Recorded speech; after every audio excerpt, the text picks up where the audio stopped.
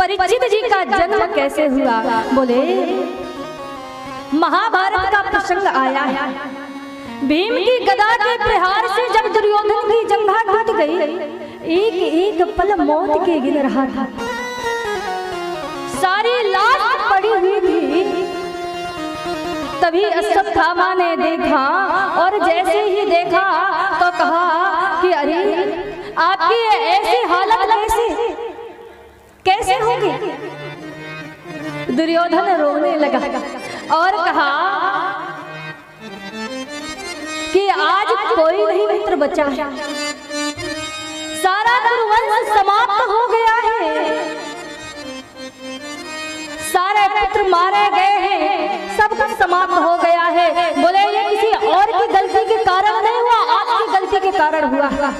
हमारी गलती? हाँ, क्योंकि आपने जिन पर भरोसा किया वो केवल मन से आपकी तरफ थे और कर्म से तो पांडवों की तरफ थे। यदि आपने मुझे सेनापति बना दिया होता ना, तो आज भी मैं हारी हुई बाजी को जीत में बदल सकता था। अभी भी कुछ नहीं बिगड़ा है। अभी भी यदि आप चाहें तो मुझे राजा बना सकते हैं, सेनापति बना सकते हैं। बोले अब तो सब कुछ समाप्त हो गया, कोई बचा नहीं, कैसे बना दे? बोले अभी भी आप हैं, हम हैं, कृपाचार्य है, कृतवर्मा है।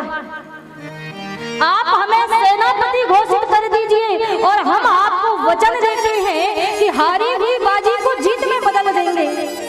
तब तुरंत दुर्योधन ने रक्त से तिलक किया और कहा आज से तुम सेनापति हो।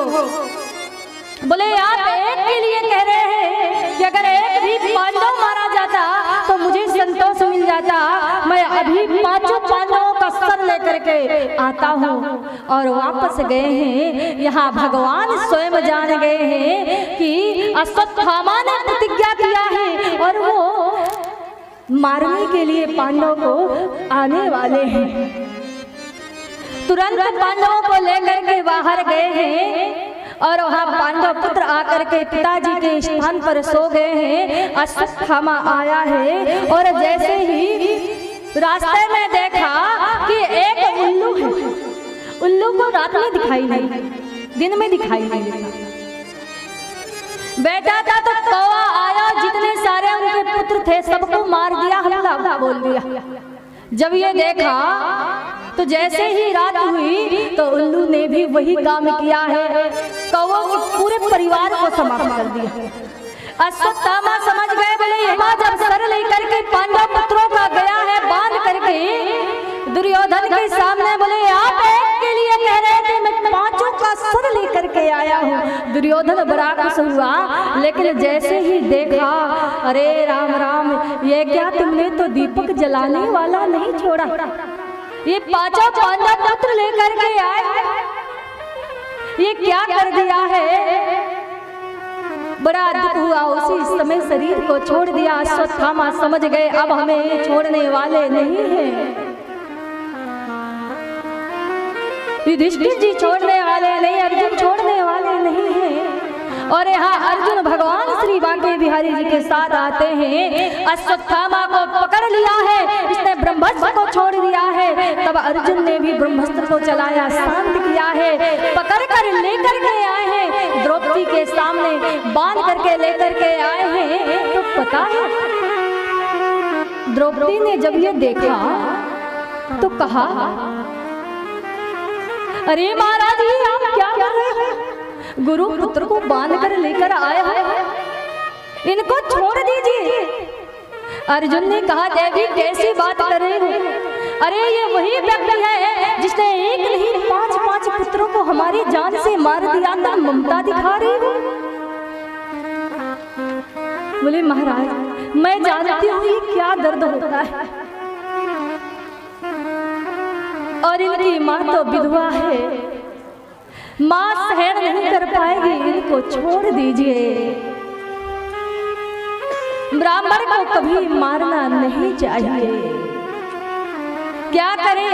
भगवान श्री कृष्ण जी से पूछा। ठाकुर जी ने कहा कि शास्त्र तो यही कहता है ब्राह्मण की हत्या नहीं करना चाहिए, लेकिन आतताई को कभी छोड़ना भी नहीं चाहिए। बोली करे तो क्या करे? बोले अर्जुन अब निर्णय आपको करना है। भीम ने ताली बजाई, बोले वाह महाराज, आप जैसे 2-4 न्यायाधीश हो जाए तो हो गया कल्याण। एक तरफ आप कह रहे हैं ब्राह्मण को मारना नहीं चाहिए, दूसरी तरफ आप कह रहे हैं आज ताई को छोड़ना नहीं चाहिए, तो क्या करे? लेकिन अर्जुन भी कोई कम नहीं थे, भगवान श्री कृष्ण के ही शिष्य थे।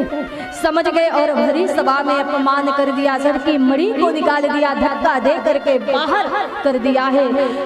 ऐसी ईर्ष्या आ गई अश्वत्थामा के मन में, विचार कर लिया वैसे तो इनका वंश समाप्त कर दिया, अब कौन बचा है?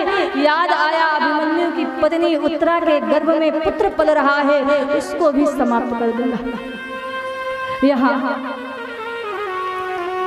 भगवान श्री ठाकुर जी सबको समझाते हैं और जैसे ही जाने के लिए दौड़कर तैयार होते हैं, अश्वत्थामा ब्रह्मास्त्र को छोड़ता है उत्तरा के गर्भ को समाप्त करने के लिए। उत्तरा दौड़ी दौड़ी आई है और ठाकुर जी से कहती है पाहि पाहि महायोगिन देव देव जगतपति नान्यं तद्भयं पश्ये यत्र मृत्यु परस्परम। हे प्रभु कृपा करो, मुझे अपने मरने का कष्ट नहीं है, लेकिन इस गर्भ में जो बालक पल रहा है उसकी रक्षा कीजिए। तब ठाकुर जी ने कहा उत्तरा चिंता मत